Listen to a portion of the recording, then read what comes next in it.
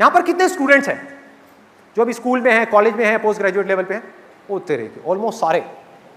बहुत बढ़िया जी, आप लोगों को बड़ा मजा आने वाला है क्योंकि आज का ये सेशन डेडिकेटेड है स्टूडेंट्स को।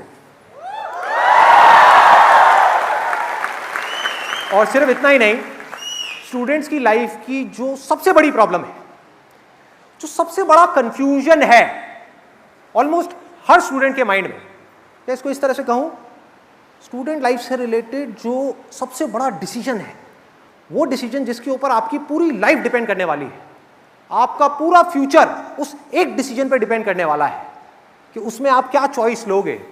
गलत चॉइस ले ली, फंस गए, जिंदगी भर के लिए फंस गए। एक दिन 2 दिन के लिए नहीं, जिंदगी भर के लिए। सही चॉइस ले ली, जिंदगी बदल गई। कोई बताएगा मैं किस डिसीजन की बात कर रहा हूं? सबसे बड़ा डिसीजन एक स्टूडेंट के लिए क्या है? करियर। एग्जैक्टली, कि क्या करूं और क्या नहीं। हम कुछ करना शुरू तो कर देते हैं, उसके बाद में वो कंफ्यूजन खत्म नहीं होता है। करने के बाद में मन करता है चलो छोड़ो ना, कुछ और कर लेता हूं, फिर कोई और आइडिया आ जाता है, फिर कोई और कॉन्सेप्ट आ जाता है। ऐसा ही होता है सबके साथ में? यस और नो? तो आज इस प्रॉब्लम की हम डेप्थ में जाने वाले हैं। एक ऐसा क्वेश्चन है जो मुझसे मेरे ऑलमोस्ट हर सेशन में कोई ना कोई ज़रूर पूछता है, कोई ना कोई स्टूडेंट। और आई एम 100% श्योर यहाँ पर भी आप में से बहुत सारे लोगों की ये प्रॉब्लम होगी कि मैं कुछ करना चाहता हूँ और मेरे पेरेंट्स चाहते हैं कि मैं कुछ और करूँ। फॉर एग्जाम्पल, पेरेंट्स चाहते हैं कि आप करो इंजीनियरिंग। यहाँ पर आई एम श्योर बहुत सारे इंजीनियरिंग स्टूडेंट्स होंगे, पुणे हैं। तो आपके पेरेंट्स क्या चाहते हैं कि आप इंजीनियरिंग करो आईटी में, आईआईटी से, उससे कम नहीं चलेगा। This is what your parents want. और हो सकता है आप चाहते हो फैशन डिजाइनिंग करना, लिफ्ट से या कहीं से भी। होते हैं इस तरह के कॉन्फ्लिक्ट्स।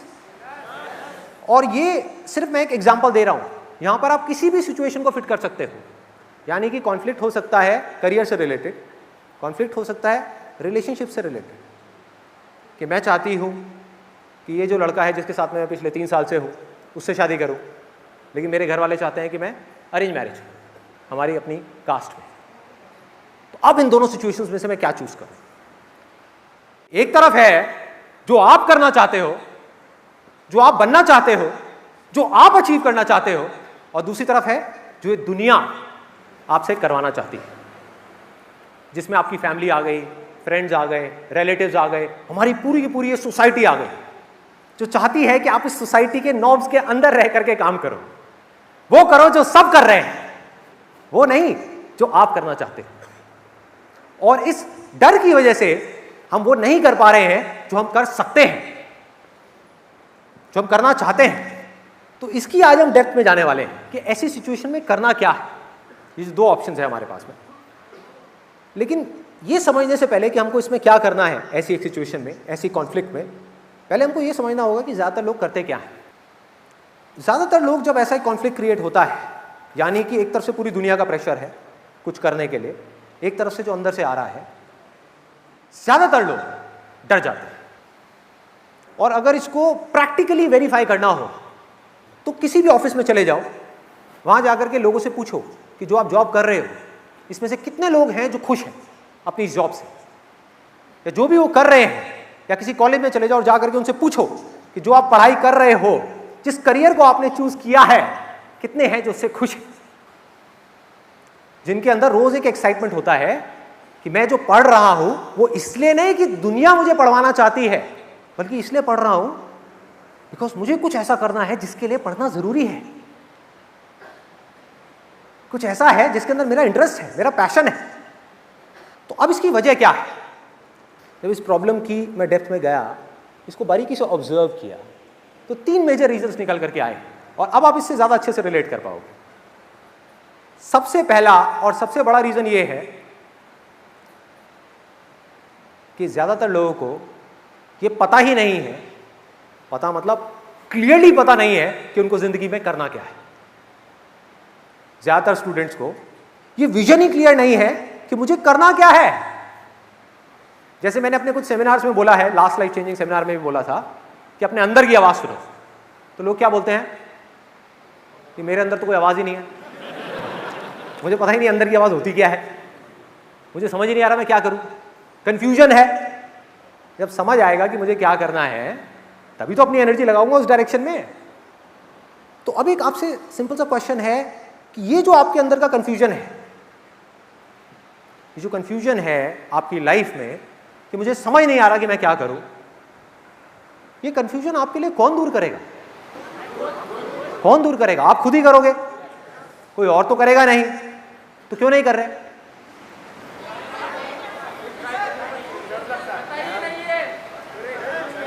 अब जो मैं बोलने वाला हूं ना उसको बड़े ध्यान से सुनना, बिकॉज ये बिल्कुल अलग है उन बातों से जो आज तक हम सुनते आए हैं।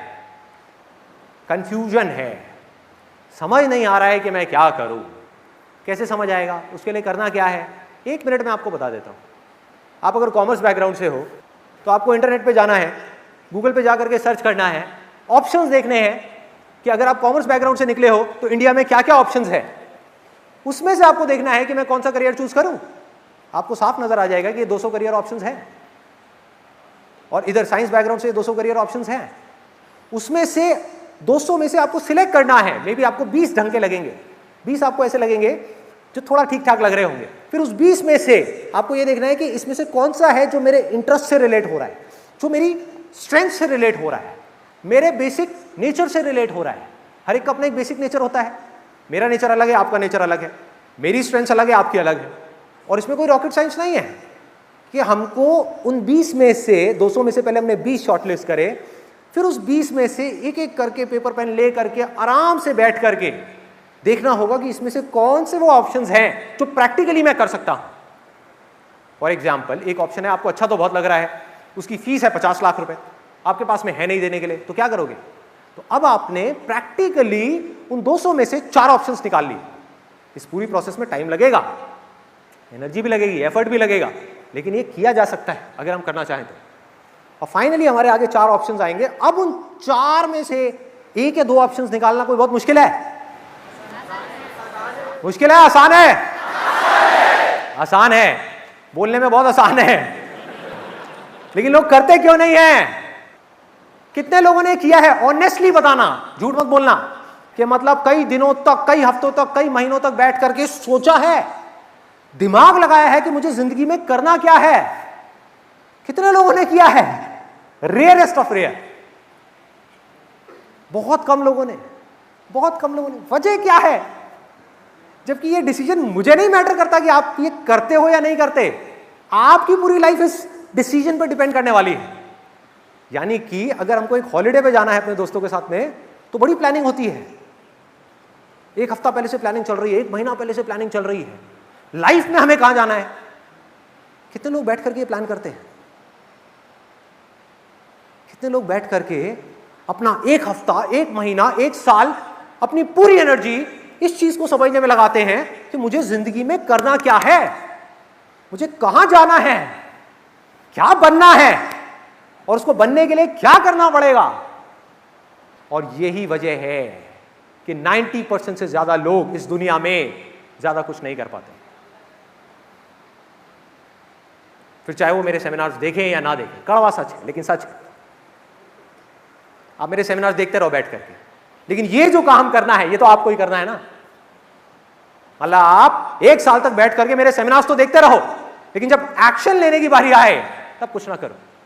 क्या होगा? एंटरटेनमेंट, मजा आएगा, सेशन देखने में बड़ा मजा आता है, किक मिलती है। उसके बाद में लोगों के हमारे पास में मेल्स आएंगे, सर ये क्या चक्कर है, जब मैं आपके सेमिनार देखता हूं तो बड़ा चार्ज अप हो जाता हूं, उसके 2 दिन बाद में बाकी सब नॉर्मल हो जाता है, बैक टू नॉर्मल लाइफ। तो आज का इस सेशन में हम इसी की गहराई में जाने वाले हैं कि हम एक्शन क्यों नहीं लेते हैं। Why don't we take the right action? If you can't take the right action, how can your life go in the right direction? There is no direction.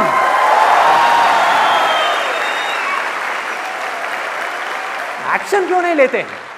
बड़ा सिंपल है, ये करने में एफर्ट लगता है, ये करने में दर्द होता है भाई। फिजिकल एफर्ट में जितना दर्द होता है उससे 10 गुना ज्यादा दर्द होता है मेंटल एफर्ट में। फॉर एग्जाम्पल, आपकी लाइफ में एक प्रॉब्लम है, आप अपने दिमाग के सारे घोड़े खोल दो, पूरा दिमाग लगाओ, 1 महीने तक लगे रहो उस प्रॉब्लम का सोल्यूशन निकालने के लिए। चाहे वो प्रॉब्लम आपके करियर से रिलेटेड है, रिलेशनशिप से रिलेटेड है, किसी से भी रिलेटेड है, और 1 महीना हो जाए, सर फटने लग जाए, लेकिन कोई सोल्यूशन ना निकले, कॉम्प्लेक्स प्रॉब्लम है ना, ऐसी तो नहीं निकलेगा सोल्यूशन। बैठ करके उसको इग्नोर करने से तो सोल्यूशन नहीं निकलेगा, फेस करना पड़ेगा, जिसके लिए करेज चाहिए। और आप बैठे रहो, सोचते रहो, सोल्यूशन ना निकले तो क्या होगा? दर्द होगा। इसी को मेंटल पेन बोलते हैं, इसको बोलते हैं मेंटल पेन, जिसको लोग अवॉइड करना चाहते हैं। ये है वो पहला रीजन। मेंटली हमको बहुत एफर्ट डालना होगा ये जानने के लिए कि भैया मुझे करना क्या है। अपनी कंफ्यूजन्स को दूर करने के लिए, माइंड को बिल्कुल क्लियर करने के लिए, माइंड को एक डायरेक्शन देने के लिए, अपनी लाइफ में एक ऐसा गोल सेट करने के लिए जिस गोल को अचीव करने के लिए आप किसी भी हद तक जाने को तैयार हो, कुछ भी करने को तैयार हो। क्या करना होगा इस गोल को सेट करने के लिए? पहले जानना होगा कि मुझे करना क्या है, मुझे क्या करना है, क्या नहीं करना है। यहां तक पहुंचने के लिए मेंटली दर्द सहने का करेज होना चाहिए हमारे अंदर। जिसके अंदर करेज है वो इस दर्द को सह लेगा, वो लाइफ में आगे निकल जाएगा। पॉसिबिलिटी है, जिसमें करेज नहीं है वो जिंदगी को काटेगा, काटता रहेगा। ये है वो पहला रीजन। अब दूसरा, ये और भी इंटरेस्टिंग है, बहुत इंटरेस्टिंग। आपने मेरा ये सेशन देखा और आपने कहा यार बात तो सही है, लग जाओ काम पे, लगाओ दिमाग और सॉल्यूशन निकालो इस प्रॉब्लम का कि मुझे क्या करना है। आपने निकाल भी लिया सॉल्यूशन, 200 करियर ऑप्शंस देखे, उसमें से दिमाग लगाया, लोगों से बात करी, एफर्ट किया, बहुत कुछ किया, और फाइनली आपको समझ आ गया कि मुझे ये काम करना है और ये काम करना मेरे लिए सही है। अब आप गए अपने घर पे जाकर के अपनी फैमिली से डिस्कशन किया और आपकी फैमिली ने क्या कहा कि हमारे हिसाब से ये सही नहीं है, तुम्हें करना है करो, लेकिन हम तुमको सपोर्ट नहीं करेंगे ये काम करने के लिए। हाँ, अगर तुम वो करो जो सब कर रहे हैं और जो हम तुमसे करवाना चाहते हैं तो पूरा सपोर्ट है, बोलो क्या करना है। अब ऐसी सिचुएशन में क्या करोगे? क्या करोगे? लड़ोगे अपने पेरेंट्स से? क्या करोगे? कॉन्फ्लिक्ट क्रिएट हो चुका है। इस प्रॉब्लम को समझो, क्योंकि अगर मैं आपको कहूं कि आपको ऐसे इंसान से लड़ना है जिसको आप नहीं जानते, उसमें कोई प्रॉब्लम नहीं है, उसमें कोई खास करेज नहीं चाहिए। लेकिन अगर आपको अपने पेरेंट्स से लड़ना है तो उनसे जिनसे आप दुनिया में सबसे ज्यादा प्यार करते हो, तो क्या चाहिए?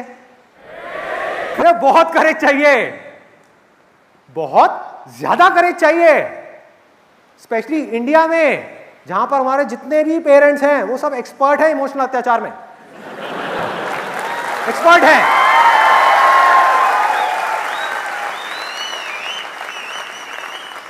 लड़ाई शुरू होने से पहले ही जो दूसरी साइड का राजा है वो आपको पहले ही हरा देगा, यानी कि आपके पापा। वो भेजेंगे अपने सेनापति को, यानी कि आपकी मम्मी। मम्मी आकर के ड्रामा करेगी।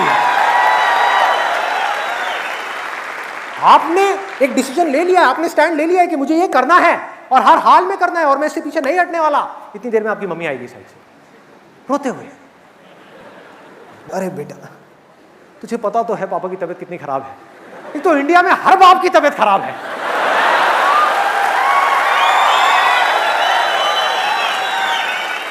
सबको बीपी है, सबको शुगर है, सबको हार्ट की प्रॉब्लम है, सबको कॉन्स्टिपेशन है, सबको 36 प्रॉब्लम्स हैं।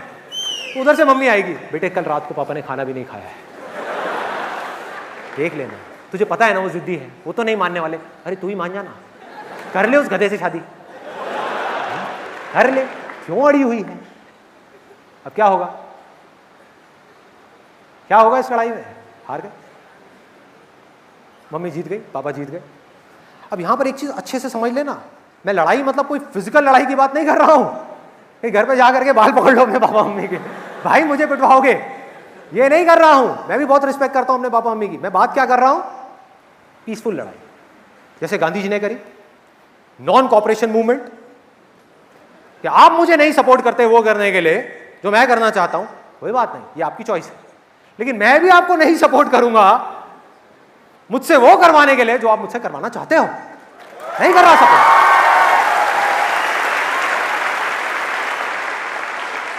क्या करेंगे? मारेंगे, पीटेंगे, हालो मार। अरे खुद सोचो कैलकुलेट करो, ये 5 मिनट की मार है एक तरफ, मान लो एक्सट्रीम केस में मारा भी, आपको हंटरों से मारा, जूतों से मारा, चप्पलों से मारा, मान लो मारा, बहुत मारा, एक तरफ है 5 मिनट की मार, एक तरफ है जिंदगी भर मरवाते रहोगे। समझो, अरे दम लाओ अपने अंदर से। जिस इंसान में यह करेज नहीं है कि मैं अपनी लाइफ का सबसे बड़ा डिसीजन खुद ले सकूं, वो जिंदगी में क्या करेगा, क्या रिस्पॉन्सिबिलिटी लेगा, क्या रिस्पॉन्सिबिलिटी लेगा औरों की, जो अपनी खुद की लाइफ की रिस्पॉन्सिबिलिटी नहीं ले पा रहा। दो सबसे बड़े डिसीजन है आपकी लाइफ के, एक करियर का डिसीजन, एक रिलेशनशिप्स का डिसीजन। यही आपने खुद नहीं लिए, अरे तो किया क्या है, क्या किया जिंदगी में? ये दो डिसीजंस खुद लेने हैं। बाकी के सारे डिसीजन बोल दो अपने घर पे कि ये दो डिसीजंस मैं खुद लूंगा या खुद लूंगी अपनी मर्जी से। बाकी डिसीजन आप लेते रहो कि मेरे ऊपर ब्लू कलर की शर्ट अच्छी नहीं लगती, रेड कलर की अच्छी लगती है, ठीक है पहना दो लाल रंग की शर्ट, पहना दो, सांड पीछे पड़ जाएगा, कोई नहीं, भाग लूंगी, पहना दो, वहां दिक्कत नहीं है। लेकिन जो इंपॉर्टेंट डिसीजन है, जो बड़ा डिसीजन है, वो कोई और नहीं ले सकता मेरे लिए। ये जिंदगी की डोर, मेरी जिंदगी की डोर, मेरी, मैं किसी और के हाथ में नहीं दे सकता। लेकिन ये करने के लिए क्या चाहिए? और बहुत करेज चाहिए, अंदर से होना चाहिए कि मेरी लाइफ है, उसकी रिस्पॉन्सिबिलिटी लेने का बहुत पावर चाहिए। अब है तीसरा रीजन, वेरी वेरी इंटरेस्टिंग। आपने बड़ा दिमाग लगाया, ये डिसाइड भी कर लिया कि मुझे क्या करना है, अपने घर वालों के अगेंस्ट में पीसफुली प्रोटेस्ट भी कर लिया और डिसीजन भी ले लिया, वो डिसीजन पे टिके भी रहे, स्टैंड ले लिया कि मुझे ये करना है। उसके बाद में उस काम में आप सक्सेसफुल होने वाले हो या फेल होने वाले हो 4 साल बाद, आपने करियर चूज किया, इसकी कोई गारंटी है कि आप सक्सेसफुल हो गए अगर आपने ये किया तो? कोई गारंटी नहीं। यस और नो? नो, कोई गारंटी नहीं। तो अब अगर ये सब करके, इतना पंगा ले करके, मानो आप फेल हो गए, जैसे मैंने भी थोड़ी देर पहले आपको एग्जांपल दिया था इंजीनियरिंग का और फैशन डिजाइनिंग का। मानो आपने स्टैंड ले लिया, आपके घर वाले आपके पीछे पड़े हैं, बेटा कोटा जाओ तैयारी के लिए, आईआईटी में एडमिशन लेना ही लेना है तुमको, और आप कह रहे हो मेरा कोई इंटरेस्ट नहीं है भाई, मेरा एक क्रिएटिव माइंडसेट है, मैं इस तरह का नहीं हूं, मुझे फैशन डिजाइनिंग करनी है, मेरा इंटरेस्ट उसमें है। तो आपके घर वालों ने मना किया, आप अड़े रहे, एंड में आपके घर वाले मान गए, ने कहा चल ठीक है जा, जो करना है कर लो। आप करने लग गए, पहला साल हो गया, दूसरा साल हो गया, तीसरे साल में फेल हो गए। आप सोच के गए थे आपके साथ में कुछ अच्छा होगा, बुरा हो गया। दोबारा आपने ट्राई किया अगले साल, दोबारा फेल हो गया। मतलब कि जो आप करना चाहते थे उसमें आप पूरी तरह से फेल हो गए। अब क्या होगा? इस फेलियर की रिस्पॉन्सिबिलिटी किसकी है? आपकी है। अब ये रिस्पॉन्सिबिलिटी लेने के लिए क्या चाहिए भाई? करेज। क्या चाहिए? इसको समझ लो बारीकी से। इस दुनिया में 99% से ज्यादा लोग अपनी लाइफ की रिस्पॉन्सिबिलिटी, अपने फेलियर्स की रिस्पॉन्सिबिलिटी, अपनी जो लाइफ में सिचुएशन है उसकी रिस्पॉन्सिबिलिटी उठा करके किसी और पे डाल रहे हैं, किसी और को ब्लेम कर रहे हैं अपनी प्रॉब्लम्स के लिए। क्यों? क्योंकि वो करने के लिए कुछ नहीं चाहिए, ब्लेम उठा करके डाल दो सामने वाले पे। अगर इस सेशन से एक चीज लेकर के जानी है अपने घर, तो वो ये है कि चाहे कुछ भी हो जाए आपकी लाइफ में, कभी भी किसी को भी अपनी प्रॉब्लम्स के लिए ब्लेम नहीं करना है, किसी हाल में नहीं करना।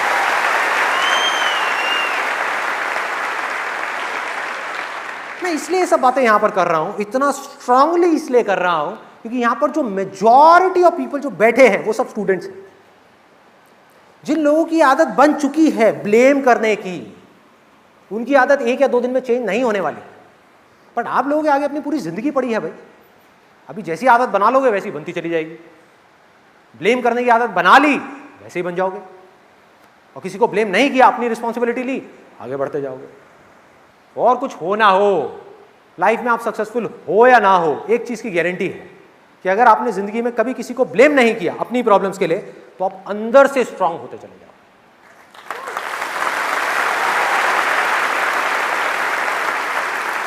अंदर से ग्रो कर जाओगे।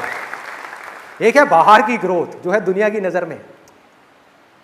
जरूरी नहीं है जो आदमी बाहर से ग्रो कर गया, यानी फाइनेंशियली सक्सेसफुल हो गया, उसको नाम मिल गया, फेम मिल गया, पैसा मिल गया, जरूरी नहीं है वो अंदर से सक्सेसफुल है, जरूरी नहीं है अंदर से वो खुश है, जरूरी नहीं है वो अंदर से भी ग्रो कर रहा है। लेकिन जो अंदर से ग्रो कर गया ना, वो जी रहा है, चाहे बाहर उसके पास में कम है, जी रहा है। अब अगर इसके हम और एक स्टेप आगे बढ़ते हैं, तो यहां पर कितने पेरेंट्स हैं? अभी जो पेरेंट्स बैठे हैं, मुझे लग रहा है बैठे भी होंगे तो अपने हाथ ऊपर नहीं करें, नाराज हो गए मुझसे। हो सकता है कुछ पेरेंट्स को ये लग रहा होगा कि यहां पर मैं स्टूडेंट्स के फेवर की बात कर रहा हूं, लेकिन अगर उसकी थोड़ी सी आप गहराई में जाओगे, थोड़ा सा डीपली समझने की कोशिश करोगे, तो आपको ये समझने में देर नहीं लगेगी कि इसमें सबसे बड़ा फायदा एक स्टूडेंट का नहीं है, पेरेंट्स का है। एज अ पेरेंट हम क्या चाहते हैं? मैं भी एक पेरेंट हूं, आई गॉट 2 किड्स, एक 7 साल का है, एक 2.5 साल की है। मैं भी एक पेरेंट हूं। क्या चाहते हैं हम एज अ पेरेंट? क्या चाहते हैं कि हमारा जो बच्चा है या जो हमारे बच्चे हैं वो लाइफ में सक्सेसफुल हो जाए। कोई ऐसा पेरेंट है जो ये नहीं चाहता? एनीबॉडी? कोई नहीं। सब चाहते हैं, सब चाहते हैं कि वो इंडिपेंडेंट हो जाए लाइफ में, मतलब कि अपने पैरों पे खड़ा हो जाए। ये नहीं कि हमको पकड़ पकड़ करके चलता रहे। सब चाहते हैं, सब चाहते हैं कि उनके जो बच्चे हैं उनका माइंड शार्प होता चला जाए, वो कुछ भी कर सके, वो कर सके जो हम भी नहीं कर पाए अपनी लाइफ में। लेकिन हम करते क्या हैं? जब भी हमने फोर्स किया अपने बच्चों को कुछ भी करने के लिए, अब ये जो मैसेज है ये पेरेंट्स के लिए है। अगर मैं आपको अपना एग्जांपल दूं, तो मुझे ये कहने में बिल्कुल भी झिझक नहीं होगी कहीं पर भी, पूरी दुनिया के सामने, कि I am proud of my parents, I love my parents. इसलिए नहीं कि मेरे पेरेंट्स ने मुझको बहुत कुछ दिया, अरे मिडिल क्लास बैकग्राउंड से क्या देंगे, क्या देंगे? तो इसलिए नहीं कि उन्होंने मुझे बहुत कुछ दिया या मेरे लिए बहुत कुछ किया। क्या किया? सब करते हैं, उसमें क्या नई बात है? मैं अपने बच्चों के लिए कर रहा हूं, बाकी ये पेरेंट्स अपने बच्चों के लिए कर रहे हैं, उसमें क्या नई बात है? तो मैं उनको इसलिए नहीं इतना प्यार करता हूं, इतनी रिस्पेक्ट करता हूं कि उन्होंने मुझे कुछ दिया है या मेरे लिए कुछ किया है, बल्कि इसलिए करता हूं क्योंकि जिंदगी में कभी भी उन्होंने मुझे कुछ भी करने के लिए फोर्स नहीं किया। नेवर फोर्स नहीं किया। और मेरे हिसाब से पेरेंटिंग की सबसे बड़ी क्वालिटी है, इससे बड़ी कोई क्वालिटी हो नहीं सकती कि आप अपने बच्चों को फोर्स ना करो, उनको सलाह दो, अगर उनको जरूरत है तो उनको सही और गलत के बीच का फर्क बताओ, उनको बताओ कि देखो ये जो तुम करने का सोच रहे हो मुझे ठीक नहीं लग रहा है, इन सब में कोई प्रॉब्लम नहीं है, बट ये कहना कि नहीं तुझे वो नहीं करना, तुझे ये करना है, ये प्रॉब्लम। अपने पैरों पर खड़े होने का मौका ही ना देना, उठा करके उनको बैसाखियां दे देना कि लाइफ में कभी भी कुछ भी करना है, हाँ पापा, हाँ मम्मी, क्या करूं, कुछ समझ नहीं आ रहा। ऐसे बहुत लोग हैं, बहुत लोग हैं। एक और एग्जांपल देता हूं, अभी जो मैंने आपको रिलेशनशिप्स का एग्जांपल दिया कि अगर आप एक लड़की हो, आप किसी को प्यार करते हो, उसके लिए मना कर दिया आपके घर वालों ने शादी करने के लिए, और ज़बरदस्ती आपकी कहीं पर और शादी करा दी। आपने अपने पेरेंट्स से बस इतना पूछा कि आप गारंटी लेते हो कि ये जो लड़का है वो सही निकलने वाला है, लिख के दो। तो उसके पापा ने लिख करके उसको गारंटी दे दी और उस लड़की की शादी हुई। पेरेंट्स खुश, जो चाहते थे वो हो गया। 1 दिन निकले, 2 दिन निकले, 3 दिन, 4 दिन, क्या लगता है टेम्पररी बेसिस पे तो बड़ा अच्छा लग रहा है पेरेंट्स के पॉइंट ऑफ व्यू से, लॉन्ग रन में पेरेंट्स के लिए अच्छा है या बुरा है? बुरा है। अब हमको ये देखना है क्यों बुरा है, क्योंकि उस लड़की के हाथ में पावर आ गई, वो जब चाहे जो चाहे कर सकती है, क्योंकि उसके पास में राइटिंग में एक गारंटी का वो लिखा हुआ है, गारंटी सर्टिफिकेट है। भैया लड़का जो आया है वो गारंटी से आया है, घर वालों ने गारंटी ली है, तभी तो उसने शादी करी, नहीं तो क्यों करती। और ये मैं आइडिया भी दे रहा हूं आप लोगों को कि हाँ, सिंपल आइडिया है कि जिनके पेरेंट्स ज्यादा फोर्स करें उनको बोलो राइटिंग में दो, स्टैम्प पेपर पे लिख के दो, साइन करो, हा? बाद में बहुत काम आएगा आपके, मैं बताता हूँ कैसे। अब उस लड़की के हाथ में देखो कितनी पावर है, और पेरेंट्स जो है वो कितने हेल्पलेस है।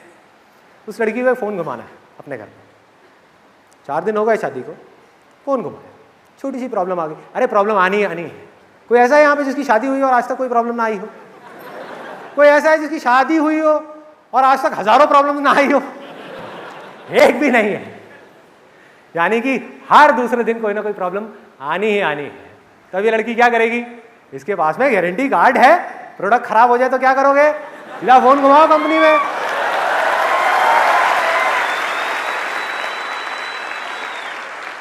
चार दिन बाद उसने घर पे फोन घुमा दिया, हेलो मम्मी। हाँ बेटा क्या हो गया? जरा पापा को फोन देना। इसलिए गारंटी पापा ने दिया, पापा से बात करनी। हाँ पापा क्या हो बेटा, सब ठीक तो है ना? अरे क्या खाक ठीक है? ये कैसा लड़का चुना है आपने मेरे लिए? क्या हो गया बेटा, क्या हो गया, इतने गुस्से में क्यों है? सब ठीक तो है ना? अरे क्या ठीक है, मैं क्या बताऊं, मेरे को तो बताने में भी शर्म आ रही है। क्या हुआ बेटा? पापा कल रात को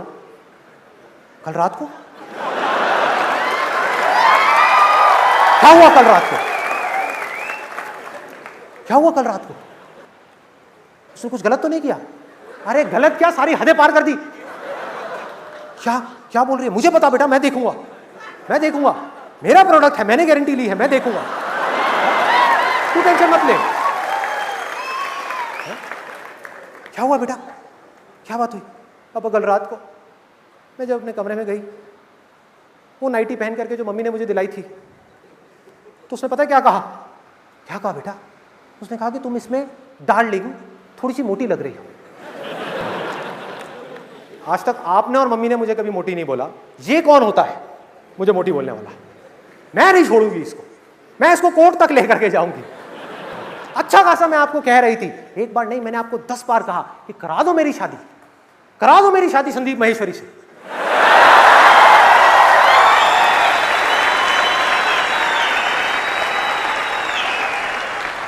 लेकिन आपने मेरी एक नहीं सुनी। लेकिन बेटा संदीप महेश्वरी तो पहले से शादीशुदा है ना, उसके तो बच्चे भी हैं। अरे तो क्या एक ही संदीप महेश्वरी है क्या इस दुनिया में?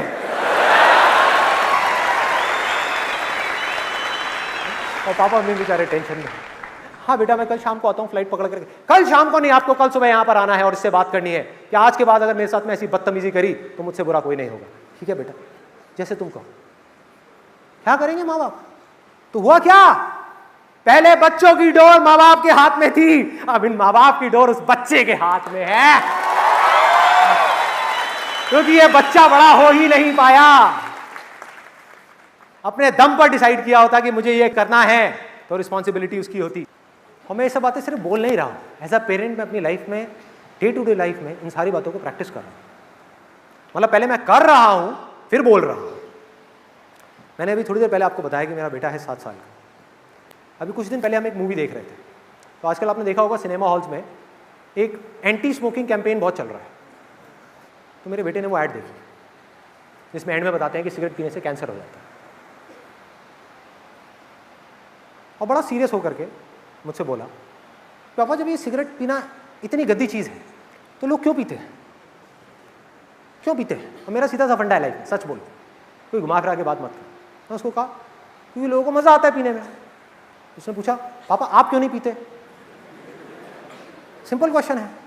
मैंने कहा भाई पहले पीता था, अब छोड़ दी। तो वो कंफ्यूज हो गया, क्योंकि मैंने उसको बोला नहीं कुछ करने के लिए, मैंने उसको सच बोल दिया। तो थोड़ा सोच में पड़ गया और मुझे बोला पापा इसका मतलब मुझे तो नहीं पीनी चाहिए ना कभी सिगरेट? बड़ा सीरियसली उसने मुझसे पूछा। तो मेरा एक बार को तो मन किया एज अ फादर कि उसको लेक्चर दे दूं कि तुझे सिगरेट इसलिए नहीं पीनी चाहिए, इसलिए नहीं, क्योंकि तेरा बाप कहता है। मन ये कर रहा था as a parent, as a caring parent, as a loving parent. लेकिन वो मेरे बच्चे के लिए सही नहीं होता। मैंने क्या किया, उसको सिर्फ 2 वर्ड्स बोले, उसके बाद में चुप हो गया। सिर्फ 2 वर्ड्स। जैसे उसने बोला ना बाबा मुझे तो नहीं पीनी चाहिए ना सिगरेट, मैंने कहा तेरी मर्जी, तेरी मर्जी।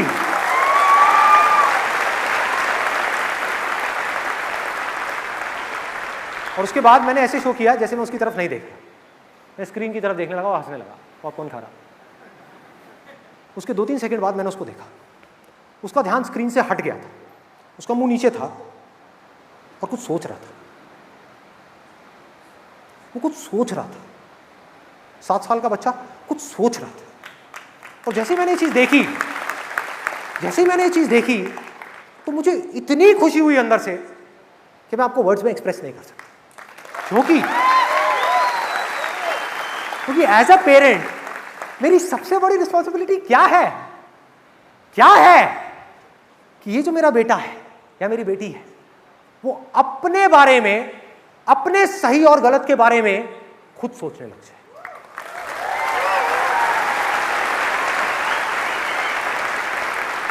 जब तक उनको मेरी जरूरत ना हो तब तक वो मुझे बीच में ना लाए। मेरी जरूरत पड़े तो आकर के मुझसे पूछे, मुझसे बात करें, लेकिन मेरी जरूरत नहीं है, खुद सोचें, खुद करें जो उनको करना है। तो ये था from the point of view of parents. अब बात करते हैं स्टूडेंट्स के पॉइंट ऑफ व्यू से। कैसे पता करें कि हमारी रियल इनर कॉलिंग क्या है?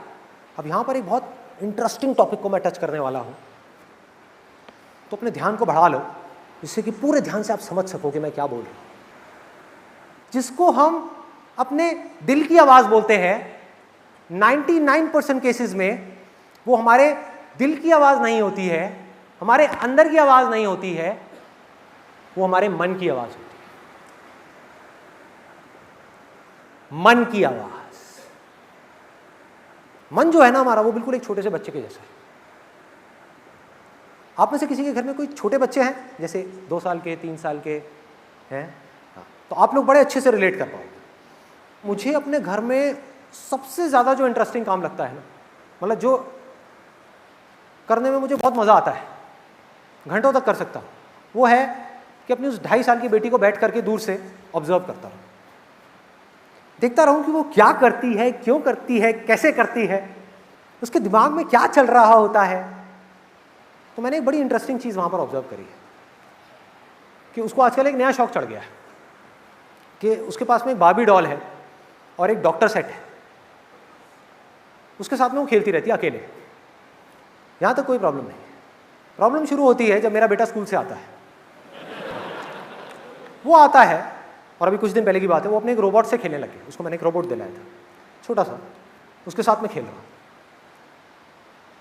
और जब तक वो खेल रहा था बिना खुश हुए, तब तक मेरी बेटी को कोई प्रॉब्लम नहीं थी। इसको ध्यान से समझना, because I am going in the depths of mind कि हमारे माइंड कैसे काम करता है। आपकी लाइफ काम करती है आपके माइंड से, और अगर आपको माइंड समझ आ गया तो आपको लाइफ समझ आ गई। आपको लाइफ को समझने की जरूरत नहीं है, माइंड को समझ लो, अंदर की दुनिया को समझ लो, बाहर की सारी दुनिया समझ आ जाएगी। सो बारीकी से देखना जो चीज मैं बोल रहा हूं, पेशेंटली आराम से समझना। तो जब तक मेरा बेटा किसी टॉय के साथ खेल रहा है और वो दुखी है, वो खुश नहीं है उस टॉय से, तो मेरी बेटी को कोई फर्क नहीं पड़ता। जैसे ही वो बेटा एक्साइटेड होने लग जाता है, बड़ा खुश हो जाता है, मतलब हंस रहा है, उछल रहा है, कूद रहा है, ये सारे काम कर रहा है, तो मेरी बेटी का ध्यान अपने टॉय से हट जाता है, उसके रोबोट की तरफ चला जाता है। वो धीरे धीरे गई मेरे बेटे के पास में और जा करके रोबोट को टच करने की कोशिश करी। उसने उसका हाथ हटा दिया, उसने उसको टच नहीं करने दिया। उसके बाद उसने पूरा घर सर पे उठा लिया, मेरी 2.5 साल की बेटी ने, रो रो करके कि मुझे वो रोबोट चाहिए, मुझे वो चाहिए, मुझे वो चाहिए, मुझे वो चाहिए, मुझे वो चाहिए। और तब तक रोती रही जब तक उसको मिल नहीं गया। हम सबको अपने हथियार डालने पड़े, उसको उठा करके वो रोबोट दे दिया। अब अपने रोबोट को ऐसे पकड़ा कस के, और बड़े स्टाइल से हम सबको देख रहे कि मैं जीत गई और तुम सारे बेवकूफ हो, तुम सब हार गए। और मेरा बेटा, उसको वही समझाना पड़ता है जो मुझे बचपन में समझाया जाता था, बेटा तू बड़ा है, समझदार है, वो छोटी है, ऐसे ऐसे करके इमोशनल उसको अत्याचार करके थोड़ा सा, फिर उससे वो उसका रोबोट लिया, उसको दिया बेटी को, और वो उस रोबोट से चिपक गई, छोड़ नहीं रही उसको, किसी हालत में नहीं छोड़ रही। मेरा बेटा उसको हाथ भी लगा रहा तो रो रही, ऐसे कर रही, ऐसे कर रही, उसको हाथ नहीं लगाने दे रही अपने रोबोट को। वो रोबोट जो कुछ देर पहले तक उसका नहीं था, अब वो उसका हो गया। मैंने इस पूरे खेल को देखा, मेरे को समझ आ गया क्या है खेल। मैंने अपने बेटे को बोला, मैंने कहा एक काम को चेस लेकर के आ, तो मैं उसके साथ चेस खेलने लगा। और बीच बीच में मैंने कहा चल यार हाई फाइव ऐसे, तो मैंने अपने बेटे के साथ, जिसका नाम हृदय है, उसको हाई फाइव दिया। मैंने कहा यार मजा आ गया, ये वो थोड़ा नौटंकी। उधर वो जो बेटी थी जो अपने रोबोट के साथ बैठी थी, उसका ध्यान गया हमारी तरफ, ये इतने खुश क्यों लग रहे हैं ये दोनों।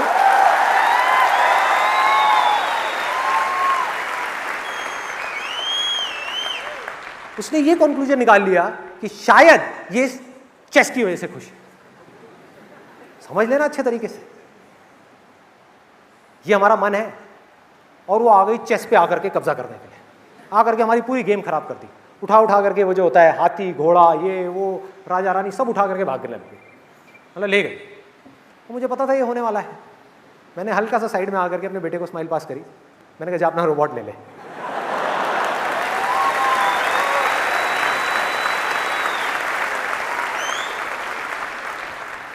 बच्चे को कोई खिलौना चाहिए,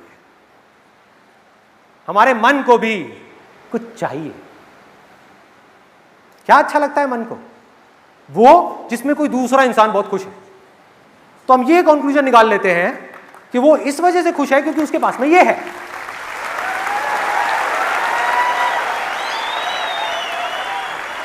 चाहे वजह कुछ और ही हो, चाहे वजह कुछ और हो। आप में से कितने लोग जॉब करते हैं? कितने लोग अपनी जॉब से बहुत खुश हैं? कोई बात नहीं, it's a proven fact world wide. 90% से ज्यादा जो लोग जॉब करते हैं वो अपनी जॉब से खुश नहीं होते, फिर भी करते हैं क्योंकि मजबूरी है। लेकिन प्रॉब्लम ये नहीं है, प्रॉब्लम आपका मन है। अपने मन की वजह से आप अपनी जॉब से दुखी हो रहे हो। मन में चेंजेस करें, उसी जॉब में हो सकता है आपको मजा भी आने लग जाए। अब एक सिंपल सा क्वेश्चन है, जो लोग जॉब करते हैं, क्या कभी आपके साथ में ऐसा हुआ है? किसने हाथ ऊपर किया था? कहना एक बार, हाथ ऊपर करना, जॉब वाले। हाँ ठीक है। तो क्या कभी ऐसा हुआ है कि आपने कोई वीडियो देखी इंटरनेट पे, कोई बुक पढ़ी, किसी की ऑटोबायोग्राफी पढ़ी, या इंटरनेट पे किसी एंटरप्रेन्योर के बारे में पढ़ा और एकदम से मन हुआ कि मैं कल ही जाकर के रिजाइन कर दूं? सो ये क्या है? हमारा मन है। जो स्टूडेंट्स हैं यहां पर, उनसे भी एक और क्वेश्चन है, क्या कभी ऐसा हुआ है कि आपने मेरी कोई वीडियो देखी, मेरे बारे में पढ़ा या किसी और के बारे में पढ़ा और आपने देखा अरे संदीप माहेश्वरी तो कॉलेज ड्रॉप आउट है, बिल गेट्स भी कॉलेज ड्रॉप आउट है, अरे वो भी कॉलेज ड्रॉप आउट है, अरे उसने भी अपनी पढ़ाई पूरी नहीं करी। इसका मतलब क्या है कि पढ़ाई छोड़ दो और सक्सेस मिल जाएगी।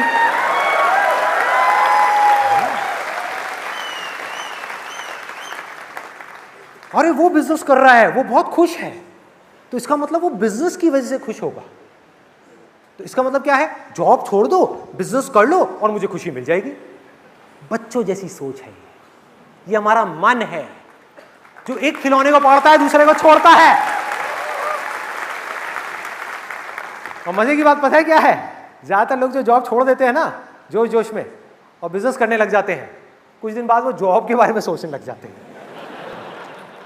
तो मैं क्या कर रहा हूं? मैं आपको क्या डिमोटिवेट कर रहा हूं? अरे नहीं, मैं आपको रियलिटी से रूबरू कर रहा हूं, जिससे कि आप जो भी डिसीजन लो वो करेक्ट डिसीजन हो, सही डिसीजन हो, सोच करके समझ करके लिया हुआ डिसीजन हो। क्योंकि मेरा मकसद है रियलिटी के बेस पे बात करना, आपको मोटिवेट नहीं करना, आपकी जो थॉट प्रोसेस है उसको क्लियर करना।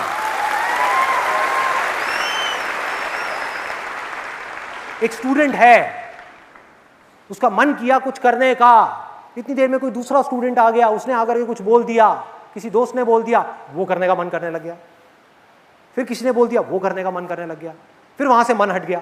ऐसा ही होता है। तो मन के ऊपर आप ट्रस्ट नहीं कर सकते। तो अगर आपको दिल की आवाज तक पहुंचना है तो क्या करना है? बड़ा सिंपल है। आपका मन कर रहा है जॉब छोड़ने का, आपका मन कर रहा है पढ़ाई छोड़ने का, आपका मन कर रहा है कोई काम करने का, कल मत छोड़ो, कल पढ़ाई मत छोड़ो, कल जॉब मत छोड़ो, 7 दिन के लिए रुक जाओ, वेट फॉर 7 डेज। अब क्या होगा? क्या होगा?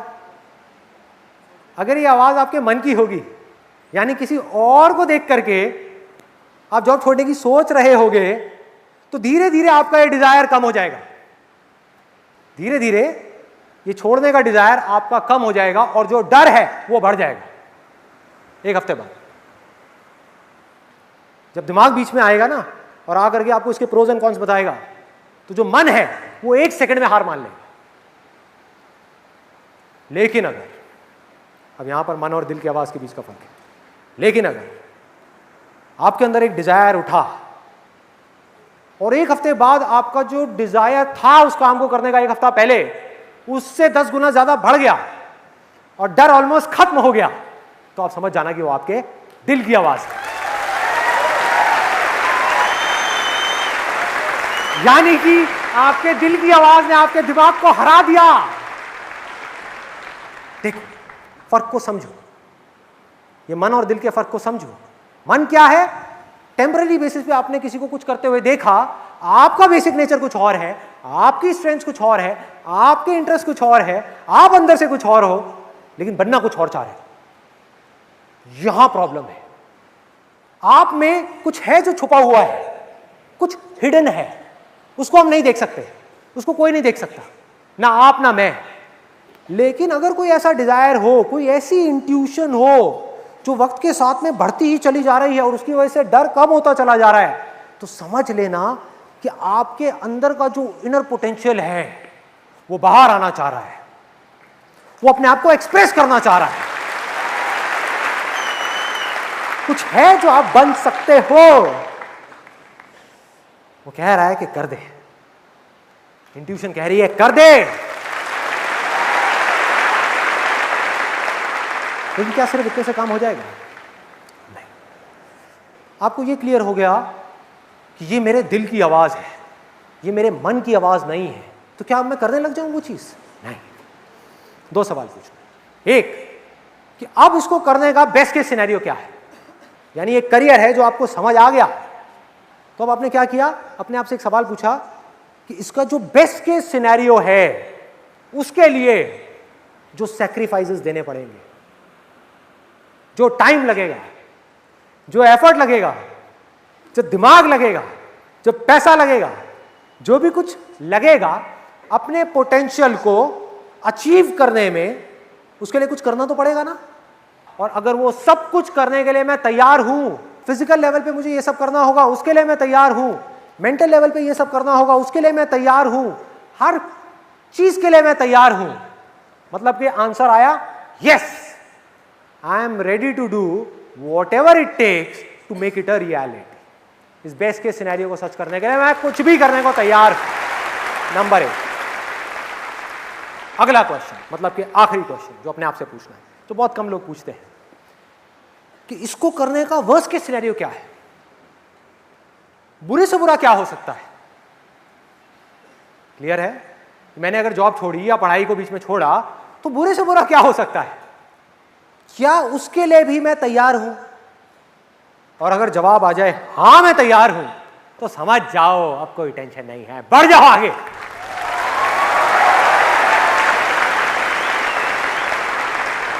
यानी ये आवाज आपके दिल की है, आपके बेसिक नेचर से लिंक हो रही है, आपकी स्ट्रेंथ से लिंक हो रही है, आपके पैशन से लिंक हो रही है, आपका इंटरेस्ट भी है इस काम को करने में, और ये आपको सही भी लगता है। इस काम को करने के लिए जो सैक्रिफाइसेस आपको देने पड़ेंगे उसके लिए भी आप तैयार हो। और इतना ही नहीं कि अगर इस काम को करने के चक्कर में आप बुरी तरह से फेल भी हो गए और इस पूरी दुनिया में आपका मजाक उड़ा, उसके लिए भी आप तैयार हो। यानी कि आपको एक बात समझ आ गई है कि वर्स्ट केस सिनेरियो क्या है, कि मैं इस काम में फेल हो गया। अरे तो भैया एक काम में ही तो फेल हुआ हूं, जिंदगी में थोड़ी फेल हुआ हूं, लाइफ में नहीं फेल हुआ। तो सीखा है ना, अंदर से ग्रो किया ना, मेरे अंदर ये करेज आया ना कि फेल होने के बाद भी वो भयानक सपना, यानी कि वर्स्ट केस सिनेरियो, वो सच होने के बाद भी अगर आपके अंदर से आवाज आई, क्या फर्क पड़ता है, मैंने किया ना जो मैं करना चाहता था, अरे इतना ही बहुत है, इतना ही बहुत है।